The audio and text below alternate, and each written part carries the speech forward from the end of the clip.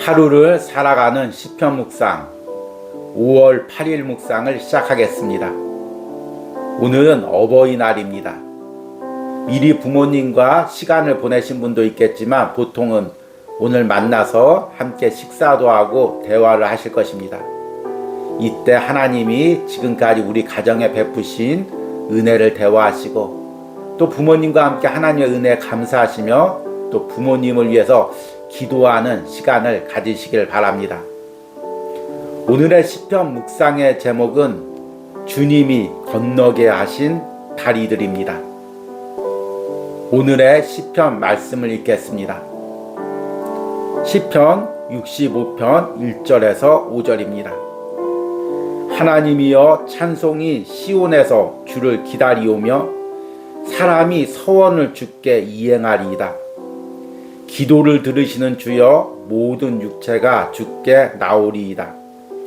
죄악이 나를 이겼사오니 우리의 허물을 주께서 사하시리이다. 주께서 택하시고 가까이 오게 하사 주의 뜰에 살게 하신 사람은 복이 있나이다. 우리가 주의 집 곧 주의 성전의 아름다움으로 만족하리이다. 우리 구원의 하나님이시여 땅의 모든 끝과 먼 바다에 있는 자가 의지할 주께서 의를 따라 어미하신 일로 우리에게 응답하시리이다. 아멘. 오늘의 시편 묵상입니다. 인디아나 존스와 같은 모험 영화를 보면 주인공이 정글 속에 흔들 다리를 건너는 장면이 등장합니다. 주인공은 목적지에 도착하기 위해 거의 무너지기 직전에 다리를 건너야 합니다. 절벽과 절벽을 연결한 다리줄은 삭아서 곧 떨어지기 일보 직전입니다.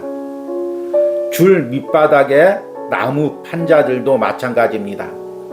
잘못 발을 디디면 오래된 바닥이 내려앉으며 수천 길 낭떠러지로 떨어져야 합니다.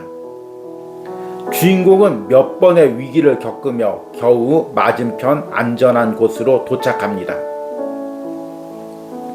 가끔 우리의 신앙의 여정도 이와 같다는 생각을 해봅니다. 지금 내 뒤를 돌아보시기 바랍니다. 내가 건너온 다리가 보이십니까? 내가 무사히 건넜다는 것이 도저히 믿기지 않을 정도로 위태한 다리들입니다. 도중에 몇 번을 떨어졌다 해도 이상할 것이 없을 정도로 위태로운 다리입니다. 내가 어떻게 이 다리를 무사히 건널 수 있었을까요? 주님이 나를 손잡고 함께 이 다리를 건너오셨기 때문입니다. 시편 65편의 기도자는 인생에 베푸신 하나님의 은혜를 찬양하고 있습니다. 시편의 기도자는 힘겨운 인생의 과정을 통과하고 주님 앞에 나왔습니다. 그 과정에서 죄악이 자신의 인생을 나락으로 떨어뜨린 적도 있었습니다. 그러나 주님께서는 그 죄악 속에서도 나를 붙들어 다시금 걸어가게 하셨습니다. 그리고 이제 주님의 뜰에 이르게 하셨습니다. 기도자는 주님의 뜰에서 주님이 주신 아름다움을 누립니다. 그리고 주께서 땅의 끝과 먼 바다에 있는 인생들을 부르시고 있음을 찬양합니다. 지금 내가 어떻게 주님의 뜰에 도착해서 주님을 찬양할 수 있을까요? 내 인생을 돌아보시기 바랍니다. 나는 몇 번이나 죄의 삼키움을 당하고 신앙의 길에서 떨어질 수밖에 없는 연약한 존재였습니다. 그러나 주님께서 당신이 택한 자녀를 위태로운 세상길에서 붙들어 여기까지 오게 하셨습니다. 그리고 주님을 찬양하는 인생이 되게 하셨습니다. 내가 영적인 눈을 들어 내가 걸어온 그 험한 다리와 그 다리에서 함께 하신 주님의 도움을 볼 수만 있다면 지금 내가 서 있는 곳이 어디든지 주님을 찬양할 수 있습니다. 아멘.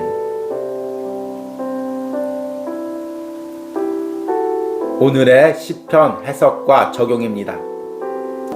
오늘은 시편 65편 초반부의 말씀을 묵상했습니다.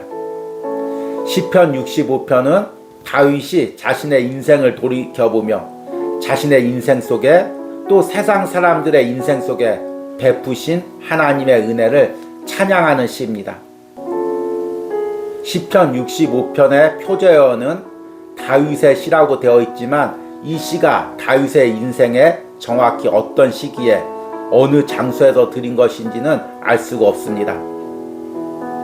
그러나 시편 65편을 묵상할 때 이 시편이 다윗이 사울왕에게 쫓기어서 어려움을 당한 후에 또는 압살롬의 반란으로 인해 도망 다닌 후에 안전하게 성전으로 들어와서 하나님께서 자신의 인생을 붙들어 주심을 감사하며 찬양하며 드린 기도로 추정이 됩니다. 우리가 그동안 시편을 통해 다윗의 시를 묵상했지만 다윗은 광야에서도 쫓기면서 예루살렘에서 하나님께 드렸던 그 은혜의 시간들을 예배들을 기억합니다. 그리고 자신이 다시금 예루살렘으로 돌아오면 감사의 찬양을 드리고 또 감사의 제물을 드리겠다고 서원을 했습니다. 오늘 시편 65편은 이런 다윗의 기도가 이루어진 시기에 다윗이 자신의 인생을 돌이켜보며 하나님의 베푸신 은혜에 감사하며 드린 시입니다. 앞에 묵상에서 영화에서 험한 다리를 건너는 장면을 떠올리며 묵상을 이어갔습니다. 다윗의 인생이 이와 같았을 것입니다. 광야에서 사울왕에게 쫓기며 또 압살롬의 반란에 쫓기며 다윗의 인생이 마치 그 무너지기 직전에 다리를 건너는 것 같은 위태함을 느꼈을 것입니다.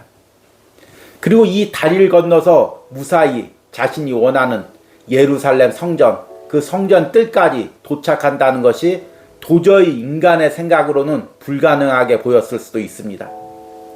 매 순간 무너지는 다리를 밟고 있는 느낌이었을 것입니다. 그런데 하나님께서 다윗을 안전하게 붙들어 주셔서 예루살렘 성전까지 오게 하셨습니다. 지금 다윗은 그 은혜를 돌이키며 하나님의 은혜를 찬양하고 있는 것입니다. 오늘 1절 말씀을 보니까 하나님이여 찬송이 시온에서 주를 기다리오며 사람이 서원을 주께 이행하리이다 라고 고백합니다. 여기서 기다린다는 것은 침묵한다, 잠잠한다는 것입니다. 그런데 어떻게 찬송이 주님 앞에서 침묵하고 잠잠할 수가 있겠습니까? 찬송은 소리 내어서 부르는 건데 오늘 시편은 찬송이라는 것이 의인화돼서 주님 앞에서 잠잠한다는 것입니다. 이것이 어떤 의미일까요? 찬송이란 입술로 부르는 찬양만이 전부가 아닙니다. 우리는 사람의 귀로 누군가 아름다운 목소리로 찬양하면 참 저 사람의 찬양 은혜롭다 이렇게 생각을 합니다. 그러나 밖에 나오는 목소리의 아름다운 찬양이 찬양의 전부도 아니고 핵심도 아닙니다. 찬양의 핵심은 나의 내면에서 진정으로 하나님께 감사하며 올리는 것이 진정한 찬양의 중심이 되어야 됩니다.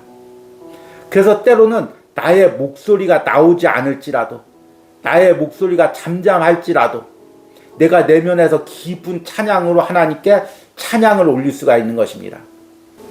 그리고 때로는 커다란 소리로 찬양하는 것보다 작은 소리로 읊조리며 자신의 인생에 베푸신 하나님의 은혜를 더 깊게 찬양할 수가 있는 것입니다. 지금 다윗이 성전에서 바로 이 찬양을 하고 있는 것입니다. 물론 뜨겁게 찬양할 수도 있습니다. 큰 소리로 찬양할 수도 있습니다. 그러나 지금 다윗은 자신의 인생을 돌이켜보며 잔잔히 주님께서 내게 베풀어 주신 그 은혜를 묵상과 찬양으로 하나님께 올려드리고 있는 것입니다. 1절 후반절의 말씀 보니까 사람이 서원을 주께 이행하리이다. 자신의 인생의 어려운 순간마다 하나님께 기도하며 하나님 이 위기를 벗어나게 해주시면 내가 안전하게 성전으로 돌아가서 예배할 수 있다면 이렇게 하나님께 예배 드리겠습니다. 이렇게 감사하겠습니다. 지금 그 서원을 자신이 이행하겠다는 것입니다. 그리고 2절에 기도를 들으시는 주여 모든 육체가 주께 나오리이다. 여기서 기도를 들으시는 주여라는 것은 단순히 성경적인 지식으로 지금 다윗이 고백하는 것이 아닙니다. 자신의 인생을 돌이켜보며 매 순간 자신의 기도를 들으신 주님을 찬양하고 있는 것입니다. 그리고 3절에 이렇게 고백합니다. 죄악이 나를 이겼사오니 우리의 허물을 주께서 사시리라. 죄악이 나를 이겼다는 것은 어떤 의미일까요? 원어적인 의미로 죄가 전쟁을 해서 나를 쳐서 승리했다는 것입니다. 죄가 힘으로 나를 눌렀다는 것입니다. 우리는 항상 죄와 싸우고 있습니다. 그러나 죄가 강력한 힘으로, 강력한 유혹으로 나를 끌고 갑니다. 지금 이 다윗의 고백이 구체적으로 어떤 대상인지는 알 수 없지만 밧세바와의 범죄를 떠올려 볼 수도 있습니다. 다윗이 밧세바와의 범죄를 하면서 그 마음의 죄와 무척 싸웠을 것입니다. 그러나 마음의 강력한 욕망이, 강력한 죄의 욕망이 다윗을 쳐서 승리해서 죄로 다윗을 끌고 가서 범죄케 했습니다. 우리가 인생을 살다 보면 이런 경우가 많이 있습니다. 분명히 죄인 줄 알고 이것을 멈춰야 되는 줄 알지만 죄가 너무 강력하게 나를 끌고 가서 그 죄와의 싸움에서 버틸 수 없는 지경이 되는 경우가 많이 있습니다. 우리의 신앙의 인생길이 이와 같습니다. 앞에서 언급한 것처럼 바로 무너지는 다리, 흔들리는 다리, 널판지가 다 삭아서 잘못 밟으면 금방 나락으로 떨어지는 그런 다리를 건너는 것과 같습니다.